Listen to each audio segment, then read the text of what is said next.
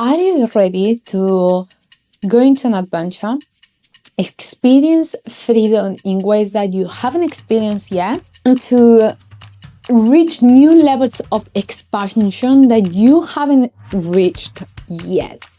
If that's the case, stay with me, because today we're going to be talking about how the full moon in Sagittarius is related to all the answers to these questions.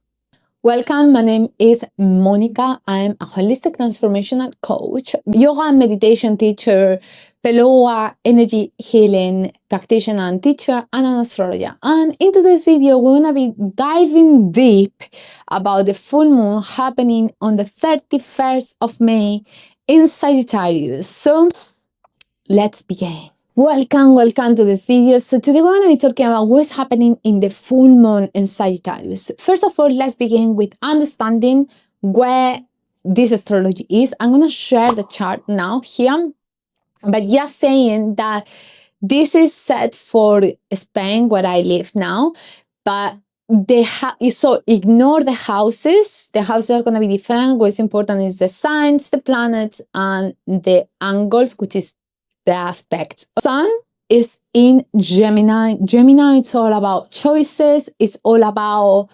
decisions. It's also mental thinking as well.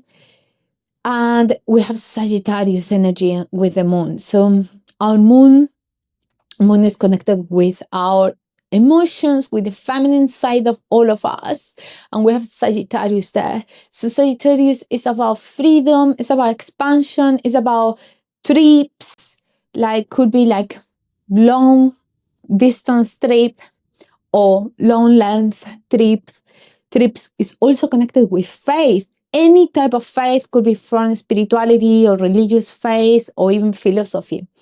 Right, so go experiencing this energy with also taking into account that we have the Sun, Uranus, and Saturn in conjunction while this is happening. And let me speak a tiny bit about Saturn quickly.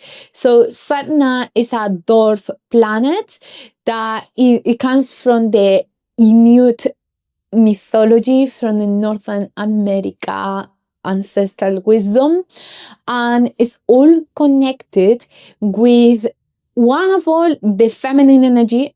But let me explain you why the mythology is that. And mythology's stories changes a tiny bit depending on the story, but more or less the story is like that. So Sedna was living in a town with her dad when a random guy appeared to the town, asked her dad if he could marry her. Her dad accepted, they got married. She moved to the town of this other guy, and then once she was there, she realized that this guy was pretending to be someone that he wasn't, that actually he was pretending to be someone. And then she realized that actually this guy was known by his temper, difficult temper and mood. So she was so upset from this that she was crying and crying and crying, and then her dad came to rescue her. And when he rescued her, they went in a kayak, the dad and her, and then a big storm came, and the dad, for the sake of saving himself, pushed her out of the kayak and just threw her on the boat. But she grabbed onto the boat, and then the dad chopped her fingers, and then she just fell onto the water. And then she became a sea goddess. And the legend and the mythology said that then many new species and creatures were born through that energy, and that she lives on the waters. And then that's when the old traditions in the mythology and in the ancestral wisdom from the tribes on North America, they used to devote her and do prayers for the waters to be calm, and also for the species and the creatures to just be growing and developing. Right, so long story short, that was the story. And why is that related? Well, she's very connected with the feminine energy, with the rage, different emotions that we may feel, but also in certain way is the non-attachment and trust, because sometimes we attach to what we know And when we release what we know, we open the doors to what we don't know yet, but it can be very divine path up to like meeting these new levels of consciousness. So with Uranus, which is all about revolution and innovation, with the Sun, which is our connection with our identity and more the connection with the self, with Satnam in Gemini, it's that opportunity of meeting ourselves into new versions, more aligned with our higher self and with our soul, desire, and purpose. Also, connected with the energy of the moon in Sagittarius, it comes with that alignment of freedom, of going into adventures, of living the game of life like an exciting experience and adventure every single day. And if you look at a chart, there is a lot of fire, a lot of air, and a lot of water, and a tiny bit of earth right now, which also reminds us, the importance on these times to ground ourselves, to find the time and ground ourselves. All these changes also and all these energies are going to be very connected with Pluto in Aquarius. Pluto in Aquarius, it's going to last for a while. Pluto, it's all about the transformation, it's the birth, the death and the rebirth of new version of you. Aquarius, which is the ruler of Uranus, is all about this freedom, innovation, futuristic ideas, out of the box idea. So it brings all that, is opening the path to get prepared for the frequency that we all are creating for the new earth. So if we look at the nodal axis as well, we have the southern node in Virgo. Virgo, it's all about organization. It's all about tight, organized, planify, like everything, in a square, super organized. But it can bring also a lot of anxiety to have all this perfectionism all the time, right? But this is where we were. So the South Node is all what happened in the past, where we are living, to move into the North Node. This is where we are heading collectively. When I do a natal chart, I can look at the nodes to see, for example, the purpose of that life of the person, to see where this person were coming from and where he is or she is heading to. When I do an astrological reading, as I'm doing now collectively, where I look at the axis, is where we all collectively moving towards. And what we're moving towards is the energy of Pisces. Pisces is a more flowing energy, very connected as well with emotions, with imagination, very Neptunian energy, visionaries as well, and very connected as well with intention and with spirituality. And spirituality, I think, is something quite personal for every person. But the important thing is that intention. Do we have an intention in our days? Do we have an intentions in what we're doing? That I think is making a difference, We're being in the past in these jobs where perfectionism was ruling and it was all about having everything perfect and square. And we're moving towards something that is more intentional, something that is meaningful from a soul level, from a high self level. So connecting with your higher self in a daily basis, I would say it's primordial in these times, because it's no longer about what your mind wants. It's really about what my soul wants, and allowing that and trusting this is the way, because there is nothing and no one better to guide you than your highest self, your soul, and your guides. Not even ChatGPT, not even any AI tools.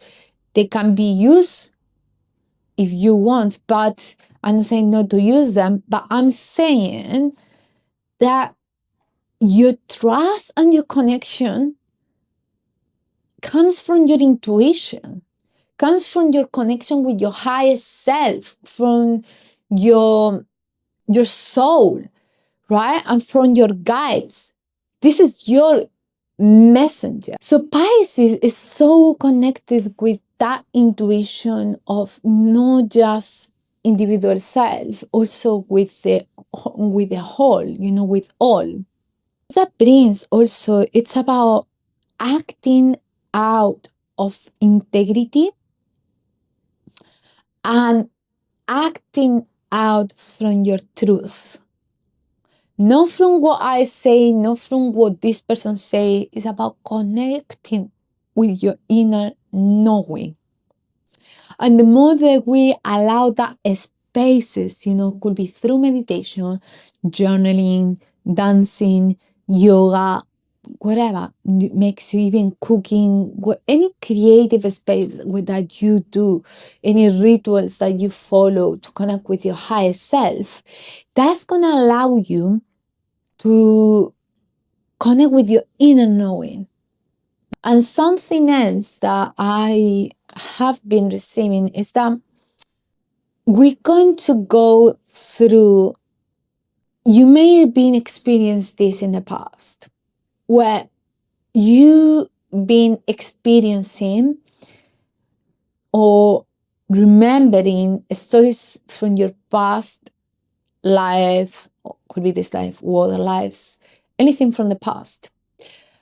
And it's really to give yourself the time to cultivate the inner wisdom, your self-compassion, your self-care. And I'm going to explain this in a minute in more detail, where that comes from. Another interesting alignment here is the Sun is in conjunction with Uranus. Also, it's in semi-square with Jupiter in Cancer and Venus in Cancer. So Venus in Cancer is all about relationships. So we're going to bring these relationships up. And it's going to bring that energy of self-care, self-compassion into our relationship with ourselves first, to really cultivate self-care and self-compassion with ourselves. And then that's going to be reflected in Jupiter as the expansion of the feelings of truth, authenticity, and freedom. So in the last weeks, maybe you've been experiencing that already, where we've been through moments of remembering the past, of going depths, maybe in shadows, depths into patterns that we have to change, depths into beliefs from the mind, to be aware of them, to now reframe them and rewiring them. But at the same time, what Venus is inviting us here is to cultivate self-compassion and self-care for ourselves, for all the inner work that we're doing. So I'm going to share here something. The other day I was in the car, and I was in this trance of remembering and, and seeing the patterns and see the things. And then I got like, all right, enough. It was like, enough. And then I started to talk with my mind from the most loving place I could and say, look, thank you so much. But I also have to cultivate the compassion and the self-care for that version of me who went through that. And for the people that may be hurt in the past, for all of us, because I and everyone did what they could, what they could. And as I was saying that to myself, which it was to my mind, I could feel that compassion energy like nourishing my entire being. from the top to the bottom. And this is the invitation of Venus here. It's helping us, it's assisting us to go through these steps with so much compassion for ourselves, so much love for ourselves, unconditional love, which means that I love myself unconditionally, despite I may feel X, Y, and Z, because we are humans. We all experience emotions, and emotions can be experienced very heavily sometimes. The thing is, I don't believe that it's about pretending that we're good as fast as we can. I think what I believe and what I practice and what I share with my students and clients is about allowing the emotion to live, to go through you, listening to the message that each emotion brings. Let it go. And let it go. Let it feel, like if that is grief, if that is sadness, if that is anger. But then don't get attached, because this emotion will pass. And then, when we get attached to the emotion, we get attached to the story, and then we get attached to the wound. So we are like, yeah, but this person did and that. Yeah. Got it. I'm not invalidating that story. I'm saying that the emotion is going to pass. And that story will pass too. And the importance of everything is the growth. What do we learn? What do we grow? What did we grow from that experience? And we move. And what I was hearing someone saying is, the faster that we are able to allow it to pass through us, learning and listening to the message and let it go, the faster that we move into new timelines, because they just guiding us. Emotions are just messengers that are guiding us to, okay, next level. And when we are attaching to the heaviness, we're attaching to the story, we're attaching to all this is going to happen. Okay? So there's another thing with Jupiter in there that's going to bring this expansion of truth as well, of connecting with your inner knowing. And that's why connecting with your soul, connecting with your higher self, allowing this time to really connect with what is this that I desire, not from a mind level, a soul level. We have Chiron in Aries as well, which is like that also maybe quite action, when we experience any wounds, anything, it can be very felt as well, because Aries is like more anger, rage energy. So coming back to the nodal axis, we have the nodal axis, we have the north node, and then we have the south node. The north node is where we're heading. The south node is where we're coming from. So we have the south node in Virgo, as I was talking. And south node in Virgo, it's all about the perfectionism, organization, everything in practical ways, also connected with health. But the north node is in Pisces, which is all about flowing, spiritual, intentional, and meaningful connections, purpose, etc. Also very, very connected with deep intuition. And it's like an intuition, more like a collective intuition of feeling the space. Very deep intuition, also with imagination, visions, dreams.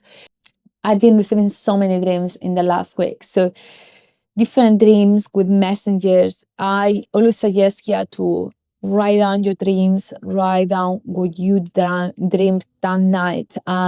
Then read it later, see what is the message, because all of them, they bring huge dreams. And I believe that this Pisces, with also the alignment in Satna, which is very much into bliss and transcendence, and very connected with the 15th dimensions creatures in the waters, can bring a lot of intuition as well.